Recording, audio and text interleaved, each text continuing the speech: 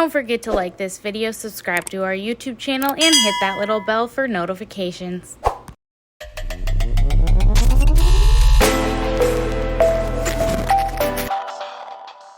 Welcome back to the Coffee House Podcast, everybody. This is episode 9, I believe, maybe 10. I don't know. I'll go back and edit that later. But today we are here in Deadwood with Todd from the Hills, and they are a vertically integrated cannabis company in South Dakota. So we're going to dive into it. So how are you doing? I'm well. How are you? Except for the rain outside, I'm pretty good. It is pouring rain out there. Glad you stayed a little dry at least. You made me get out of your truck and run. Sorry. So we always kind of start with like background, right? Okay. So like how did this come to be? How did FTH how did you decide to do all of this? So FTH was kind of a last minute thing for me personally. I've been in the industry for almost 21 years, pretty long time in the game. Burned out on it, to be honest with you. Didn't want to do this.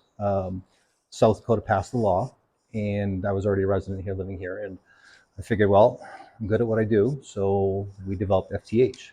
Originally, FTH came from, the name actually came from my real estate agent. She's the one who came up with it at the time, and we ran with it, and here we are today. So your reasoning for being here is marijuana. Right? Like Not necessarily for from here before? You mean being in South Dakota? Yeah. No, I've been coming to South Dakota since 2004 for the rally. I'd come every year for the motorcycle rally. I'm a big motorcycle guy. I love to ride, and fell in love with South Dakota. I bought land here early on, and then built a house, and then this was where I was going to be full time. And then the laws passed, and so I said, all right, let's do it one more time. So there we are. Like in the beginning, I mean, I'm sure you still have a lot of this, but like, what hurdles or obstacles have you experienced? like the PG version. So the PG version. That's all pretty much PG for us. My team and I have a couple of my partners are people I've worked with for many years in this industry. We know what it is, what it takes. The biggest hurdles are always your legalities, your compliance, a new state that doesn't know anything.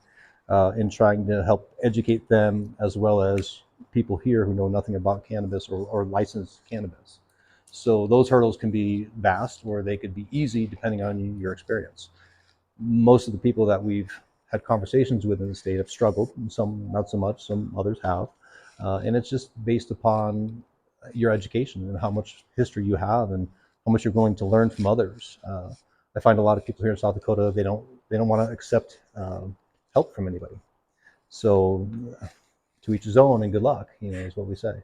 That's fine. So I guess then that would be the second part of like how would you resolve it? Basically just learn. I mean, you learn by doing most of the time. You can't read this stuff in a book. There's no book that will give you a step-by-step on how to be a cannabis company. There's consultants out there. There's a lot of snake oil out there that a lot of smoke and mirrors. So a lot of my history was transitioning from the black market to the gray market and then the licensed market. And that's where we are today, is the licensed market. And it just takes a lot of learning, a lot of doing. On-the-job training. Yeah, pretty much. Yeah, always on-the-job training. And it never stops. I mean, as many years as I have, and I don't know everything. I don't. It's impossible. You can't do it alone. That's true. Yeah. Everybody's got these great big teams around them. So obviously being vertically integrated, like you guys kind of came on the scene a few months ago, but you really made a splash right away. So you're a prime person to talk about industry economics with. So let's try to go through it in like 4 stages. Okay. Like supply, then demand, then prices, then like testing. Okay. In anywhere. So supply, demand. So I was just at your cultivation facility, which was amazing and incredible. Thank you. Obviously, I see that you're making stuff and doing all the things, but getting the product grown and then getting it manufactured and then getting it into dispensaries and then patients' hands. Like, can you just take us through that process? So the state of South Dakota was a little different in the very beginning, and they're an evolving state with cannabis. They're an anti-cannabis state. That's clear. I think everybody knows that. However, they're willing to accept it on certain levels, and that's kind of the biggest thing. So when FTH started out, we kind of knew the industry. We were kind of gambling on rec, but we were also hoping that it didn't pass because it was better for us. Knowing that the state only has now just over 10,000 patients, back then there was only a couple thousand patients, and we were putting together a facility that produces hundreds and hundreds of pounds of cannabis every week. So couple that with your concentrates is how do you sell that? How are we going to make it to market? So our plan set out to establish the grow facility first, in which we did, and establish the concentrates facility, which is the only guy who moved with me from California is my extractor, who's very, very good at what he does. And at that point, once we've established those two entities and trial and error, because it's a new facility, there's a lot of things that go wrong in those first stages. And luckily, again, we've been blessed with a lot of knowledge there. We've done it numerous times. Our learning curve was very little to none. All we had to do is learn our new atmosphere. Our elevation basically was our struggle. So once we started producing, it was okay, now we have to get it to market, and how do we do that? So as a cannabis company, it's not about the cannabis, really. It's about the brand. It's about brand recognition. That's what people love, and that's what we're, not to say we're the best at, but we're good at what we do. We produce a very good product.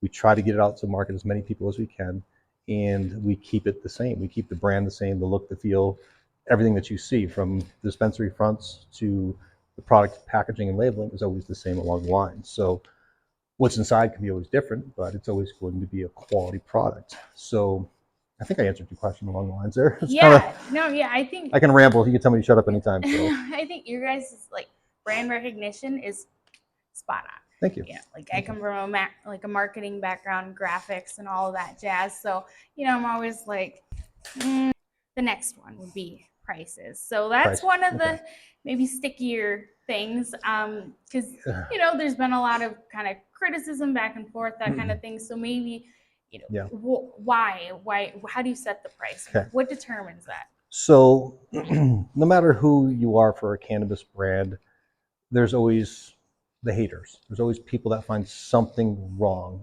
It's just, it could be anything, but there's always something. Most of the time it's pricing. If I was to grow the best cannabis in the state, package it, and give it away for free, there would still be people that would complain. So why our prices are the way they are is because it costs a lot of money to do what we do. The misconception is that we're drug dealers and we all make millions of dollars and we're all filthy rich and rolling in dough is so far from the truth, from reality. It's sickening, because what the consumer who's complaining about a $75 or an $85 vape pen doesn't understand, there's 10,000 people in the state that can buy that product. I have a facility with 26 employees. I have insurance. We have a mortgage. We have a $15,000 electric bill every month, coupled with all of our other facilities and rent and on and on and on. So our payroll is a six-figure payroll every month.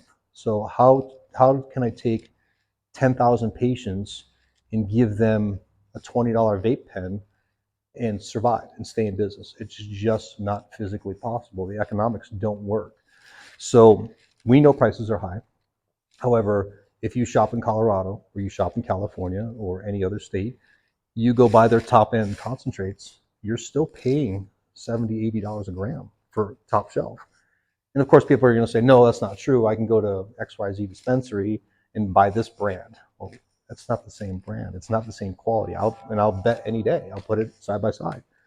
So when people talk pricing, it's unfortunate. It is what it is. But at our dispensary level, we have daily specials that cut those prices way down. So I think we sell our vape pens for $75. They're 1 gram live rosin vape pens that test at 80 or 90%. I don't even know what the THC is on those nowadays. So combating pricing is to me the hardest thing in this state right now, until we get more patients or it goes rec, it is what it is. You're going to see a saturation of product coming with other people coming on market. Everybody's going to try to cut throat and charge less and less, and that's bad for the industry, as a whole. You'll see people start closing the doors; they just can't make it. So we do what we have to do to be here for you guys. Yeah, I think, like, personally, when I see a lot of comments, obviously, because I'm always just like a sleuth on the internet at 2 a.m. Like, ooh, what do you got to say? But one of the things that people certainly do not ever take into consideration is like the amount of money that you have invested before you've even started making any product. Correct. Like, you've got an enormous amount of overhead, and then you've got to pay employees and do all of that stuff, and it's like, it's a lot. To do what we do from ground zero and to come as far as we've come, for us to make profits, I mean, none of us are getting paid except for the employees, but by the time we make profits, we're looking several years down the road before profits are paid to anybody. And that's hopefully if it goes rec. If it doesn't go rec, it's going to run by itself, but nobody's making any money, and nobody's making millions of dollars. We're not driving around in Lamborghinis and that kind of crap, so it's not real. Yeah, I know. Every time somebody says like, "Oh, everybody's just trying to get rich quick, make millions of dollars," it's like, you have no idea. Yeah. You have no idea. No. The legal weed guys we're not making any money. We're not doing this for the money, so. It seems to be a kind of a common like theme when I talk to people in the industry. They're like, "Oh, we have 2 years of no profit built in, to our model because we're not sure, and it's like, well, that's probably a good idea." No, we built 2 and then we added 2. So thinking about the not going rec and then waiting for the next vote, and the next vote doesn't go our way. I mean, that's another 2 years at least, Well, I'm on the scene this time. We'll get it done. Yeah, please. Please. I throw testing, I guess, into the industry economics just because like it's an added cost that obviously it does get passed on to the consumer because it costs money, right? So you've done this in other states. Correct. So other states compared to here, as far as like testing, pricing, and like profiling, all of that stuff goes. Like, how would you? Night and day difference. And again, I'm going to stand on the side of the lab, and they're in the same boat as us. There's only so many of us for them to cover their monthly expenses.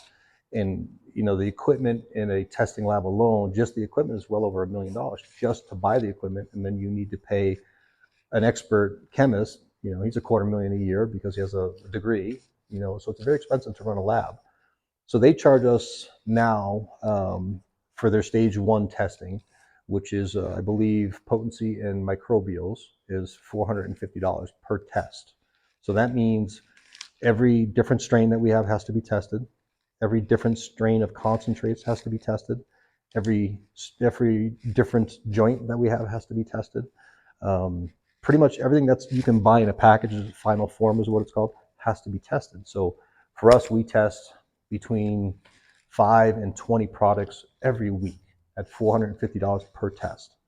And if you fail that test, now it's a bigger problem. We've been blessed. We've only had issues in the very, very beginning, but we corrected those. In another state, let me back up. So it's $450 now. July 1st, that test goes to $1,100. Oh, per test. Yeah. Is that because of the terpene? No, not because of terpene. Terpene's an added test that you can do voluntarily. It's not required by state. But what the state is doing on July 1st is they're adding heavy metals and pesticides and all of the other stuff. I forgot about that. Yeah. So in California, that full gamut of tests with a terpene profile cost me $400. Period. So there's a night and day difference. But again, he's the only guy in the state. He's got his workload is he's got a lot of workload, but still it's not enough for him to justify cutting his prices at this point. Believe me, I wish he would. Right. I mean, the money we spend with him, he's one of our biggest bills that we pay is because of the testing. So another reason why product that you buy in the store shelves costs what it does, because it's not cheap to do it. And the terpene testing is an extra cost. It's I think it's 100 or 150. Don't quote me on that for that end of it, but it gives you a full profile, which is great. We're actually starting to do that now. We're going to be offering that for everything that we do. We're also going to be offering a university. It's the FTH University. where we hold classes and teach people. We'll teach municipalities as well as the general public, or whoever wants to join a class can do that. There'll be free classes for people. They will not be online because we feel it's better to be in person. So we'll hold them in different variety of places and make it easy for people, but it'll teach. The recall. You guys recently had We did. a recall. We did. Yes. Personally, I think that you guys handled it very upfront and very just boom. Here's what happened, guys. Here you go. Boy, did we get haters for that. Yes, you My certainly gosh. did, but I applaud the transparency. Thank you. Thank you. So how did it work? I'll give you the story. So we produced a first batch of gummies, they went out without a hitch. They were great. We ended up recalling those two, but I'll get to that part in a second. Our second batch we produced, and the packaging team realized that the gummies just didn't feel right. They felt a little bit more, not as dry as the first batch, but they went ahead and packaged it anyway, thinking that they would dry. Within 24 hours of them being packaged, they were sent out, and somebody bought one of them, and there was an instant Reddit. Alerted me. I saw that. I called them. We recalled immediately. There was no questions asked. I don't care why or what. Recall. So we did that on our second batch. Third batch went out the next day, which is a completely different batch, the whole 9 yards. We had the delivery was made on Thursday, and by 10 o'clock it was made. By 11 o'clock, we had him open one package, and there was a little tiny speck. We said, "That's it. Call it." So we've now recalled first, second, and third batches of our gummies, and we're not releasing any more. What we've done to combat that in the future is we've now hired a consultant who's very, very good at his recipes, and he's put together our own FTH now gummy recipe that should go live here. I would think within the next couple weeks we should be able to launch those again. So these will be stronger gummies. They'll be right at the state limit. They'll be 10 milligrams per 10, gummy. yeah, 9.99. Not So 7. no, not 7.6 or 7.8, and they'll be a much better gummy for the patient for sure. We do apologize wholeheartedly. Like I said, we had that recall in effect within 1 hour of us knowing. So it took time to call everybody, get it done, get it recalled, and just bring it back. So you ask why prices are so high. Can you imagine having to recall all of those gummies now and refund all of that money? So that actually kind of leads into kind of the next thing. So Sure.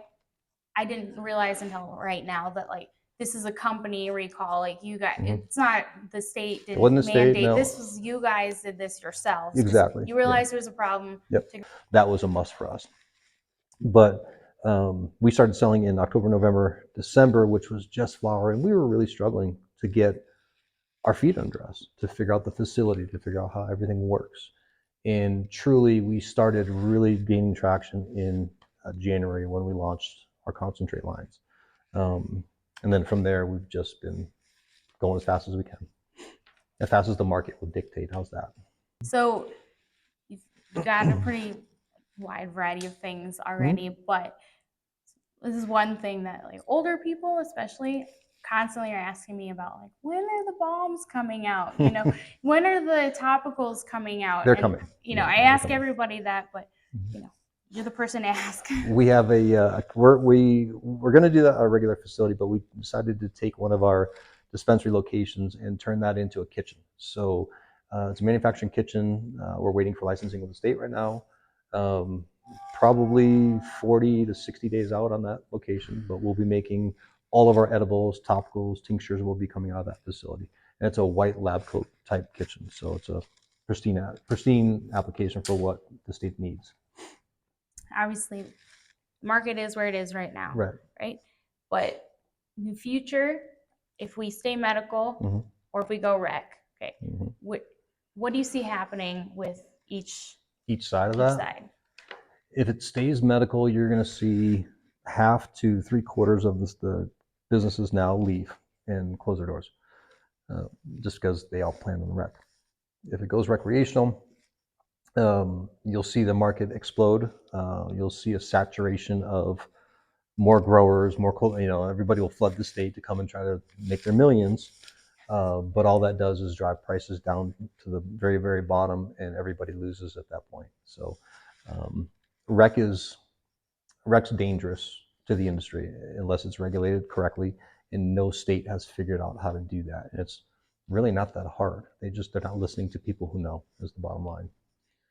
So Yeah, I think was it Colorado? You see that on the news all the time. How it's like, oh, it's an $100 for an ounce or whatever, some crazy low price, because the market basically bottomed out. Yeah. Like pretty much, like that's essentially what happened. They just opened it up too fast or too much. Too much Yeah. is what it is. Too much product. And then this state doesn't understand. They see tax dollars and revenue. When they embrace it, that's what they want to do. And they say, okay, open 2,000 different cultivation facilities. We don't care. Doesn't matter how big. Which, what they're not understanding is they're just destroying the industry by doing that. It's easy to talk about the negative stuff, right? It's easier to complain. But what are some of the positive, I guess, things that you see right now and that you see in the future, especially compared to, the work you've done in other states? The positive thing is we're bringing something new to South Dakota that's, cannabis users in the day, and I'm sure they still do, are black market shoppers typically. You don't know what you're smoking. You don't know what you're ingesting. A lot of those kind of growers that are using PGRs are using things that you shouldn't be smoking, but it makes fire flower, So the positives are, by going into a licensed realm, you're getting a much cleaner product. Our testing is more stringent than any other food or nicotine or any other testing in the world. Cannabis is most scrutinized, most tested. So you're getting a clean product. So especially after July 1, I mean, the testing is insane. It's 100-fold worse than cigarettes. So positive, you're getting a way cleaner product, way better for your health, way better for your ailments. The stuff that we're implementing coming up soon, we're showing the terpene testing, what's good for this, what's good for that. That's all huge stuff. It's great for patients. So the other thing, and I might as well just announce it here with you today, we're going to be doing, excuse me, I'm a little choked up on this one. My son developed a program years ago, and it's free cannabis to the terminally ill patients. So that's going to go live, I think either August or September. We haven't put a date out, but if you're terminally ill, we're going to give you free meds. So that's going to be FTH stuff only. That's the FTH medical program? Is that what it's going to be called? Yeah, it'll be the Daniel Ross medical, what's it called? The Daniel Ross medical program is what it'll be called, something along those lines. So the name after my son. People forget about the terminally ill. Yeah. And how it's difficult for them to access it to begin with, and then it's also expensive. Like, I was thinking about that actually the other day, and I was like, man, I'd be so sad. I just personally, I don't think I could handle that emotionally. So it's tough. It's really tough. And I got a little choked up. My son passed away a couple of years ago, and he was Rockstar. And he came up with that program because one of my patients back in the day, he would come in a wheelchair, and his wife would push him in every day, and they would always try to find the cheapest stuff that they could find. And my son caught on to that. He said, no, let me give you this. So fast forward maybe 8-10 months later, his wife would come in. She brought a letter that he had written. He was a retired DEA agent, and he thanked us up and down. We made his life, way better. Blah blah blah. And so that's how that was born. The whole thing. Wow, that's crazy. Retired DEA agent. That's awesome. Some of the cool stuff is we've treated children before with mass seizures. That's another reason why I love this industry is that's probably the only reason why I love it is the health benefits. But I had a colleague's child who was having 20, 30, 50 seizures a day. This poor little, she's 12 years old, poor little girl, just a miserable life. And I begged him, let me treat her. And I got her on Charlotte's Web and some other CBD stuff. And we knocked her seizures down to maybe one a month, and then eventually none. And that little girl came in, and he did a big old hug and thanked me, and it's cool. I've heard a lot about the seizures stuff. Another one that I'm really curious about is the autism stuff, because I know there's kind of a lot of new research, seeing where that goes. The autism side is cool too. We've treated several. some of the more violent ones, hit themselves and other people, and they're just dangerous to everybody. We've treated several of those and have stopped that entirely just by giving them the right mix of, terpene or CBD mixtures, and it's a tremendous health benefit for them alone. So. I know a child who like has autism, so it's like It's a big deal. yeah, it works. I could see trying to use that. So I've been out here for 2 days now, and I've noticed some interesting distinctions between the east side and the west side of the state. So one big thing, the west side, there's a lot more camaraderie. Like in the industry, there's a lot more fun, and people are more okay with it out here. One of the most interesting things, though, I think that I've found while I'm out here is walking into the dispensaries. You guys keep people in the waiting area and only allow one patient back at a time. Could you walk us through, like, what are some of the ramifications, or like, why is it that you do just one person? If FTH, we choose to do it because it is a medical market. If you think about going to a pharmacy, when have you ever stood next to somebody in line at the same register, totally different people getting prescriptions? It doesn't happen. There's a reason for that. It's called HIPAA. It's a HIPAA violation. So we choose to give a one-on-one interaction with a patient. Is our bud tender will go get the patient from the front, bring them inside, assist them, talk to them about their ailments, whatever it may be, give them what they want, and out the door they go.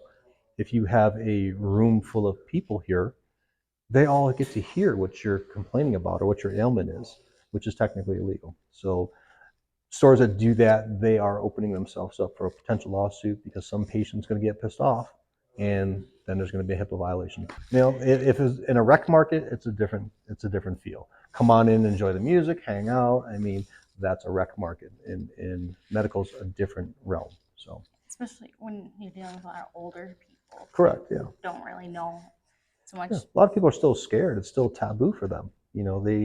They're reefer madness from way back in the day. So for this, some of those people are very. I don't want anybody to know them even in the store. They walk in with dark sunglasses, a big hat on, that kind of thing. So another thing that I've noticed, but this is a thing that happens on both sides of the state. The deli style versus the prepackaged. Correct. Yes. So why do you choose prepackaged rather than doing deli style? The list is very long on why we do prepackaged. To me personally, as a business owner, it is very unprofessional. Second, it's unsanitary. To me, you're dealing with theft. You're dealing with the sanitation level of it all.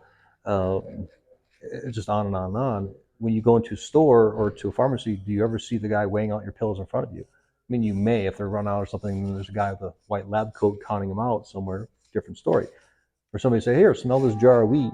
Is just it's not professional. It's not healthy. It's not clean. It also, all of the weed in the big jars is drying out super fast. So when people get a product and now it's dry, and let's just say it's our brand, they complain because, "Oh, your weed's dry." No, it's not because of us. We gave that guy great weed. He chose to put it in a jar, which dried it out. So I was thinking it's kind of weird to watch them take stems off or something like that. Yeah, exactly. They're handling your medicine. It should be already trimmed and ready to go in a package. It shouldn't be this guy trimming in front of you and then putting it on the scale and weighing it. Then you have the other issue is the theft issue of it. If your bud tender is a great bud tender and his girlfriend or boyfriend come in and family whatever, and all of a sudden that eighth now weighs 5 grams and nobody knows because that's what he did. There's so many different ways to mess with the scale and the reading on it to say you're compliant, but that guy just got hooked up and he just stole from you. So right. And this is a question you can probably answer. So with metric, yes, that's another thing that confuses me as to how you could do the deli style versus prepackaging. Because how do you keep your count on or accurate? There's a lot of waste in those stores. Let's just say. And waste is one way of it fell on the floor, 10 grams waste. That's one way around it. That's the most common way. The other way is, you go into Metric and you change your inventory and you say we made a mistake. We're changing our inventory because we miscounted or whatever it may be. So Metric gives you room to do that where there really shouldn't on the dispensary level. There should be a tighter quality or quantity check for Metric purposes there. So another thing that's very interesting out here versus on the east side of the state. So Sioux Falls, the east side in general, there is a war going on between the dispensaries and the smoke shops. Oh yeah. And over the Delta 8 and the CBD and all of that stuff. And out here it seems a little bit more mellow about that, maybe because there's more touristy stuff, but how do you feel about that? Okay, so here's my belief on Delta 8. It is literally crap, in my opinion. The federal government's been talking about banning it for a long time now. There's been lots of talks. A lot of lobbyists keep going back and forth and try to beat them down on it. We still have it. Deadwood banned it. You can't buy it in Deadwood, which is great. I applauded them. Good job. As far as the smoke shops go, selling that kind of stuff, it's a huge revenue stream for those guys. It's guys who don't want to go get a medical card, can get high on Delta 8. They go to a head shop and get it, and they're still getting high. The state thinks, oh no, you can't get high because of how it's tested or whatever the reasoning is. But it's hemp-based typically. But yeah, you're still getting high from it. It's still a euphoric effect, but the state is just blind to it. They just let it go because there's so much money behind it. Case in point, there is a particular company here is a large oil company. They own a ton of gas stations, and they do sales of just Delta 8 in the millions. So how are you going to combat that? You got big oil that sells it in their stores, lobbying the state to keep it because that's one of their revenue streams. But at the end of the day, in my opinion, it's bad for the body. I don't think anybody should ingest that stuff. It's not good.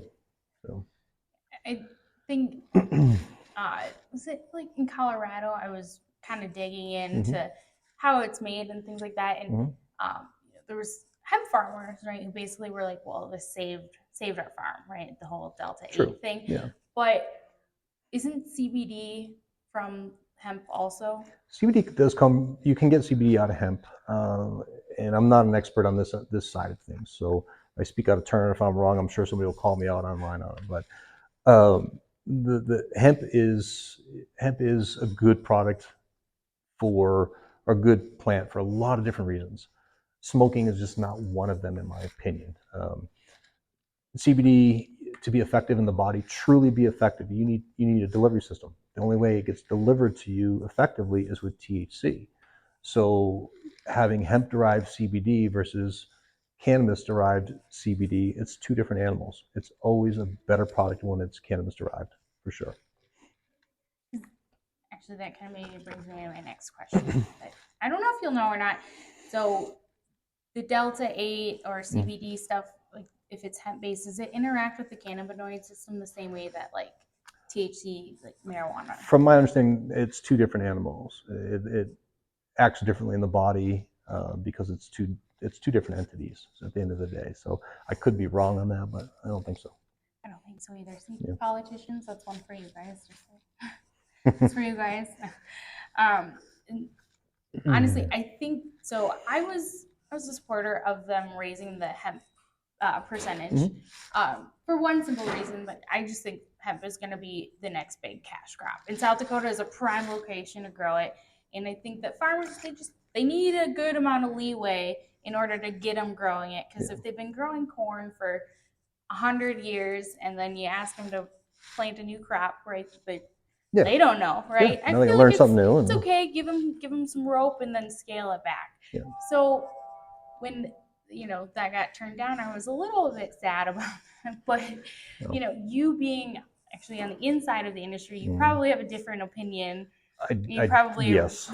You probably I do. Yeah. So how did you feel about that? The hemp in general is great for a lot of different things, but it's not good for smoking or ingesting, in my opinion. And again, this is just my opinion, not FTH. We don't, we stay neutral. Yeah. But my opinion is just that you can make everything with it. I mean, Corvette was experimenting with making their new fiberglass bodies made out of hemp. I mean, there's a lot of different things.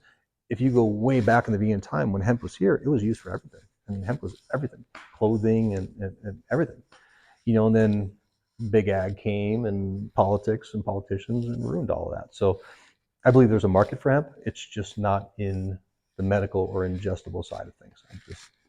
You can get a better product using cannabis. Yeah, no, I agree on that front for sure. I just feel like for them to grow hemp that's going to be made into something, you got to give them a little bit of like room to wiggle. I agree with that. But also, I don't know how you regulate that, like what's being sold to production and what's being sold to make into other ingestible things. So it's just a matter of another compliance, entity that supersedes it. If there's a farmer, he has 1,000 acres of hemp, it goes to here, or wherever.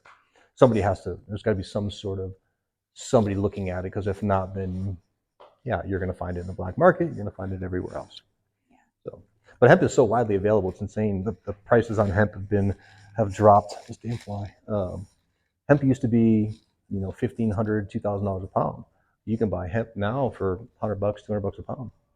It's very cheap because there's so much of it. Wow. Yeah. Like, what are they using that for? Is to make the Delta 8 stuff? A lot of it was Delta 8. A lot of it was CBD products, and this is going back, 10, 15 years ago now. There was a big push on hemp for CBD, and because you didn't need a cannabis store to do it. The Delta 8 stuff was another big push. That's still here now, but that needs to go away, I think. I think there's a lot of people who agree with you, especially in the industry. So, and those of you like Delta 8, I'm sorry. I have nothing against you, or I just think it's bad. I think my issue with it is just the fact that it doesn't have to go through any testing or any. Correct. There's no rules. Yep. Like you don't know. Yeah. Like this, like marijuana has been tested very thoroughly before it hits the shelves, right, and all that stuff. You don't know. I mean, they could just be putting filler in there, or something that'll make you sick. You don't know. The pesticides that they're using. I mean, Delta 8. If you wanted to keep Delta 8, you'd have to put the same requirements on it as you do cannabis. That's the only way to keep it. And if they did that, there would be no Delta 8, because you can't grow hemp outdoors without treating it for bugs and everything else. It doesn't work. Right. And to grow it indoors, it's not a big enough footprint. You need a massive Walmart style facility just to supply a little bit of product. So. The dispensaries are condensed into like a smaller area out here. So it's like in Deadwood, there's what, 2, 3 of them, and then in Rapid City, there's like 5. Here in Deadwood, there's 2. There's our store and then one of our competitors, and then we have another store on the other side of Deadwood in Lead. So I believe there's another one going to open here in Deadwood, but on the other side of the state, it's more wide open. You know what I mean? So that's why you see what you see.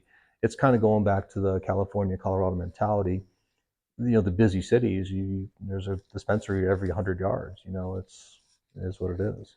I was just shocked because when I was planning trip out here and stuff, and I'm looking at the map and I see all these dots in Rapid City, and what? Because in Sioux Falls, we only have 3 in city limits. Yeah, that's all. But I think there's one more opening in city limits in the future, but that's it. Otherwise, you got to go to Hartford, T, Brandon, whatever.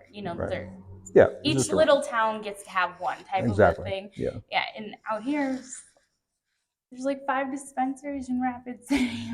Well, they have 17 licenses. There's eventually going to be, 17 stores there. But the population there, in my opinion, there should have only been maybe 10 stores allowed because of the population. We base your footprint upon population. So the way the cities should really look at putting licenses out there, it's kind of like how Deadwood did it, is by ordinance, by zoning. So you have to be so many feet from everything, and that's it. If you can find a building in that location, great, you can open. Cap it though. There should be a cap, because it's like Rapid City, you can put ordinances like they did, the green zone, but there's so many buildings in the green zone. There's tons of them, so different ways of doing it. One thing that we talk about on the podcast quite a bit, especially with dispensaries or people on the other side of the state, and mainly just because this is my first time out here, is the fact that how the state allocated licenses is kind of like they did it expecting it to be a rec market, but it became a medical market. So there's just too many out there. type of a thing? Do you feel like the state maybe erred a little bit there in like handing out too many? Well, it wasn't really the state. So the state said, okay, we're going to allow this, but we're going to let the county or the city determine just how many. So it was really up to them. It wasn't up to the state. The state just said, okay, we'll allow it, but we'll leave it up to the city to make the ordinances. And if the city didn't put in an ordinance by a certain time frame, then it fell under state ordinances. The city or county could have said, no, we don't want it, and then it was done. So the state had really nothing to do with it. It's more city or county based that set those rules. All right. So last Okay. thing, you've been a trooper. Sure. She thanks.